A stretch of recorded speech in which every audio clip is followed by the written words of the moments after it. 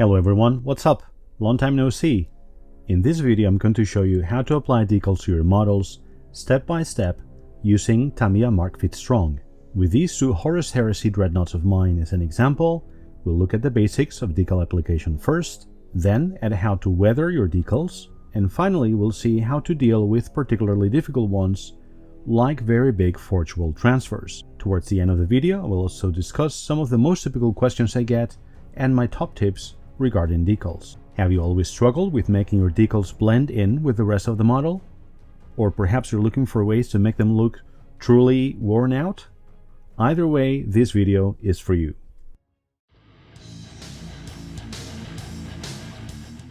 Let's start, shall we? This is our example model prior to decal application.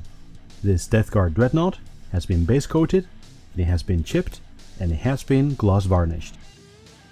And this is Tamiya Mark Fit Strong, my favorite decal solution, which works both to fix and to set the decals. We're going to start with the shoulder panels, which are not only heavily chipped, but also heavily textured, making decal application a challenge. Therefore, I gave them a very thorough coating and I tried to really work the product into the surface. One word of warning at this stage: Tamiya Mark Fit can eat into unvarnished water-based paints, so use caution. Here, as usual, I only used lacquer paints, so I had no concerns in that regard. While the pauldrons dried, I continued with the knee armor, which was a bit smoother. All that was left to do now was to let the decal solution dry for around 5 minutes. Now it was time to place the first decal. I like to use Tamiya's nifty applicator brush to do this, and then reposition the decal with the butt of an old brush handle. As you can see, I can never get the decal placed correctly in the first try, so don't worry if the same thing happens to you. Just take your time and make sure that you're happy with the final position. In a few minutes it will be permanent, but the gloss varnish that I mentioned before is giving you a wider window of opportunity. If you make a mistake when placing your decal, like I did here, take a deep breath and reposition it or remove it as needed. After letting the decals dry for around 15 minutes, it was time to start with the setting process. That is to say, with making sure that the decals conform to the surface. To do that, apply the decal solution again, and after a few seconds, roll a Q-tip over the surface. This will take care of any bubbles or wrinkles, and it will work together with the decal solution to make the film invisible to the naked eye.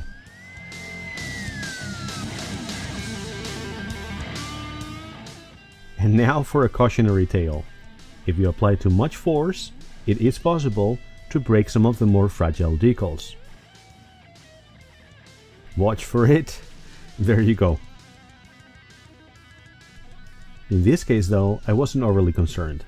It's just an excuse to increase the weathering. Overall, the job was a good one, and it was time for my favorite step.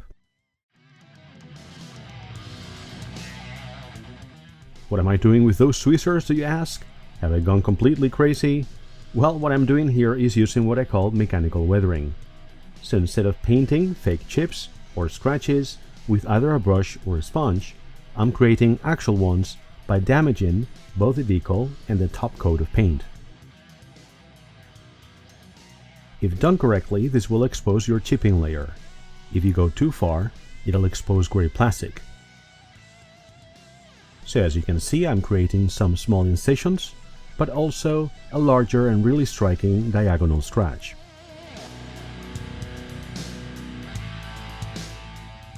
Next, I got my Albion Alloys flexible sanding stick, highly recommended by the way, and sanded both the decal itself and the surrounding area.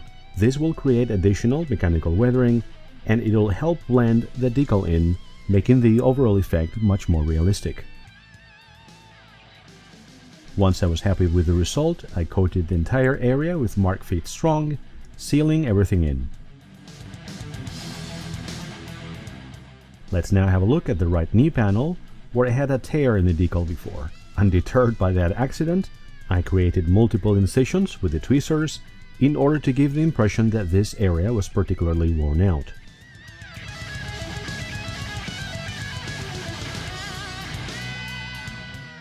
Sanding increased the existing chipping and worked really well with my rust undercoat. I then decided to seal it and to go over it again with the Q-tip to ensure that it was as flat as possible. The improvement was quite noticeable, so I decided to do pretty much the same with the next panel. However, here I did expose some grey plastic, but as I mentioned before, I did not think that this would be an insurmountable problem. Like before, sanding the area enlarged the existing chips and created some new ones, revealing more of the actual rust undercoat that I had applied to the model. By the way, if you want to know more about this technique of using real rust, check out my Ammo U-Rust video.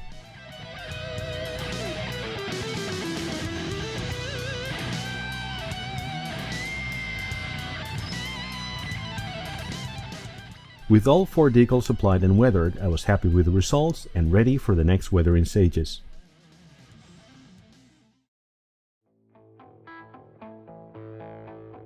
Here you can see my World Eater's Leviathan again.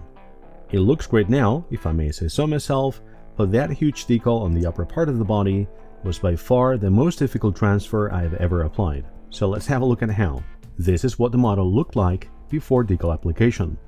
Like with the other dreadnought, the model had been fully base coated, it had 2-layer chipping, and it had been gloss varnished prior to this, but with no pigments or washes applied yet. As always, my decal solution of choice was Mark Fit Strong. I would like to note, however, that I do use Mark Fit Super Strong from time to time. Anyway, the first step here was to slice the decal in half and place it in this paint well with some regular tap water. I know that some people like to warm up their water for this, but personally I've never seen the need for it. Next, I applied a generous coating of Mark Fit Strong, by taking care not to flood the surface. As you can see, I applied some more to the right panel, as I wanted to make sure that it got a good coating.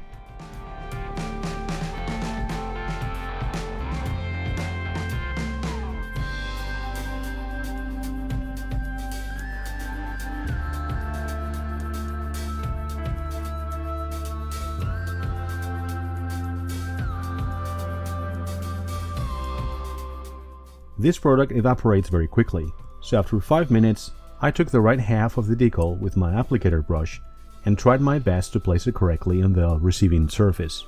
This first one landed right where I wanted, which was a relief. The second one, however, was a different story.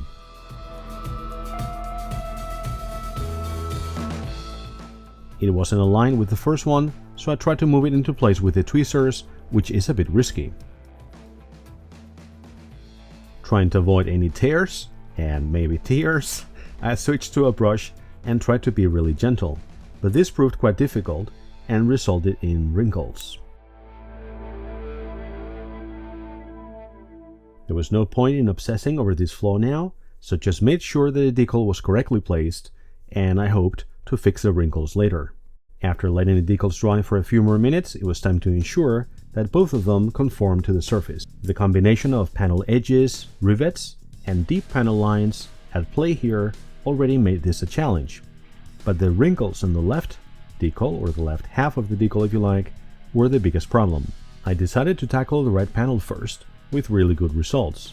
The decal was very flat and sticking well to the surface.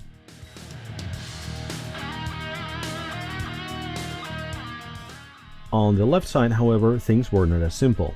I did manage to move the bubbles or wrinkles around, which gave me some hope, but I didn't seem to be able to get rid of them.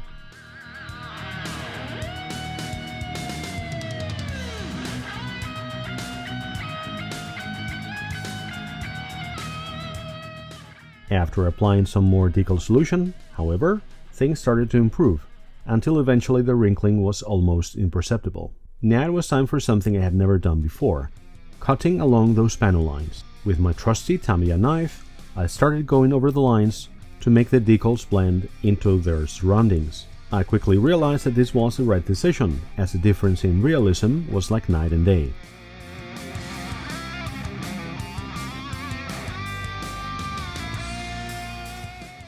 Happy with the result so far, I sealed the entire area with some more decal solution, and I got ready to inflict some real damage on these decals, in true World Eater fashion. Grabbing my my tweezers, I created incisions in both the decal and the paint, trying not to make the damage look too symmetrical.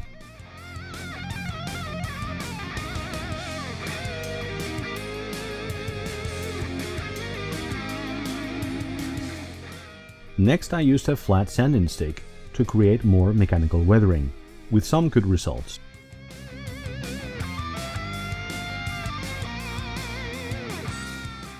However, I decided to switch to a more flexible one, and this allowed me to get much better results. Instead of just scratching the paint or the film, I was able to create decoloration, just as if the red paint had been worn out. Bingo!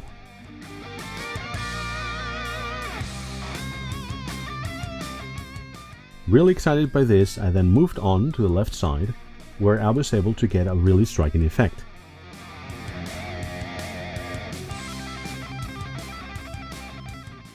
As I inspected my work, I was very happy with the results.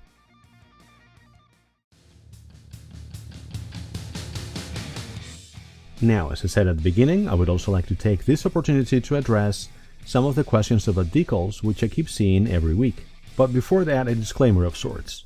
I do not mean to say that I know everything there is to know about decals, or that my way of applying decals is the only correct one. However, what I can tell you is that as a wargamer, I've literally applied hundreds of decals using the same tools and techniques that I showed you today. Therefore, I would say that my advice is based on practical experience, and should present you with an easily repeatable method that allows for consistent results. The first question, or shall I say debate, is as follows. Do I have to varnish before decals? Usually followed by, does it have to be a gloss varnish specifically? My answer to that is as follows. If you want ease of application and consistently good results, yes, you want to apply gloss varnish first. Next, there's the issue of the order of the steps. My recommended order is the one that I've shown you in this video, namely painting, then chipping, then gloss varnish, then decals, then decal weathering, and after that would come the pin wash. If you use this sequence, I can pretty much guarantee you that things will work out well. You may recall a video where I did the pin wash first and then the decals. Things worked out for me then, but I did have some of the wash reactivate with the decal solution. So no, you don't want to do that. Then there's a question of whether switching to Tamiya Mark Fit Strong, if you're using some other product, is worth it. Now, as I said earlier, Tamiya Mark Fit Strong can eat into unprotected water-based acrylics, but it works great both as a decal fixer and as a set-in solution. Having tried all other major brands, this product is my favorite by far. Given the amounts of money that all of us spend on models, and let's face it, many of them end up in a stash somewhere for months or even years, I would urge you to spend a few bucks to give this product a try if you haven't. For me, it was frankly a revelation. And last but not least, I would like to say something about decal weathering. Now, all of us have painted scratches on our decals before, or used a sponge to create the illusion of worn out paint. But why settle for an illusion if you can have the real thing, guys?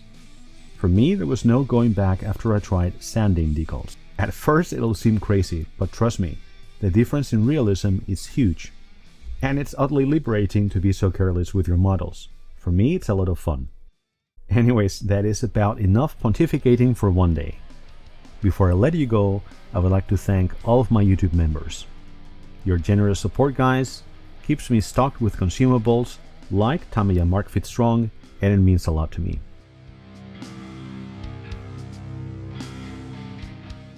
That is all for now from me, folks, but remember, keep it up and weather it out.